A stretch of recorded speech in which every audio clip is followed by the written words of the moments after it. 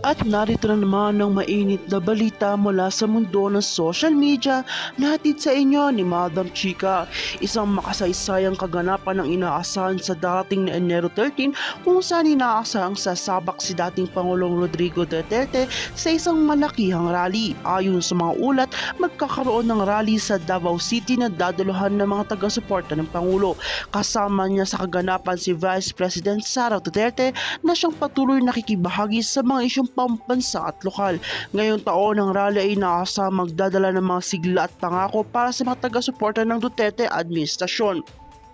Hindi lamang ang dating Pangulo ang tampok sa rally, kung hindi pati na rin ng ilang prominenteng personalidad sa politika kabilang na si Davao City Representative.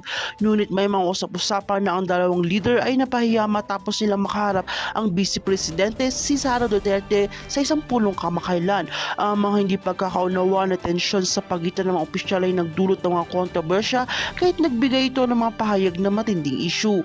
Ayon sa ilang mga saksi, tila nagkaroon ng hindi pagkakasunduan ng mga kasamahan ni Vice President Sara Duterte at mga kaalado nitong sina Castro at Martin Romualdez sa mga usaping politika at hakbangin para sa susunod na eleksyon. Hindi inaasahan ng marami na magdudulot ito ng tensyon sa pagitan nila, lalo na't ang tatlong personalidad ay may kanya-kanyang layunin para sa kanilang mga nasasakupan at hikain sa bansa. Ang insidente ay nagbigay din sa lumalalang pag-igting sa loob ng mga pangunahing pwersa ng administrasyon, partikular sa pakikipag-ugnayan ni Vice President Sara Duterte sa mga kasamahan ng gobyerno. Ayon sa ilang mga analyst, ang hindi pagkakasundo ay nagmula sa ilang mga pagkakaibang pananaw ukol sa mga pulisya at proyekto. Hindi rin may iwasan na mga ambisyon ng mga lokal na politiko ay nagiging sanhi ng tensyon sa matataas na pamunuan.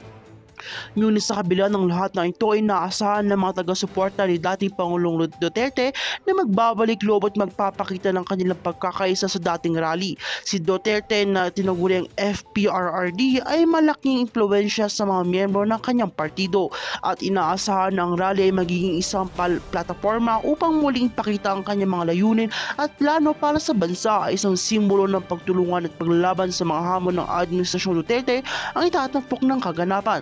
Tinututukan ng marami ang magiging epekto ng pagtangkili kay FPRRD sa rally, lalo't may mga isang politika na umaaligid sa mga leader na kasangkot sa kaganapan.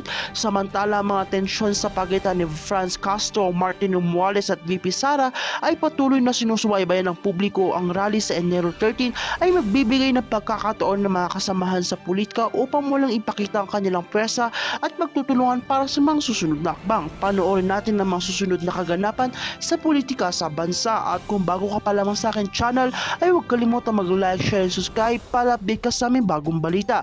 At para naman sa karagdagang impormasyon, narito po ang buong video, panoorin po natin.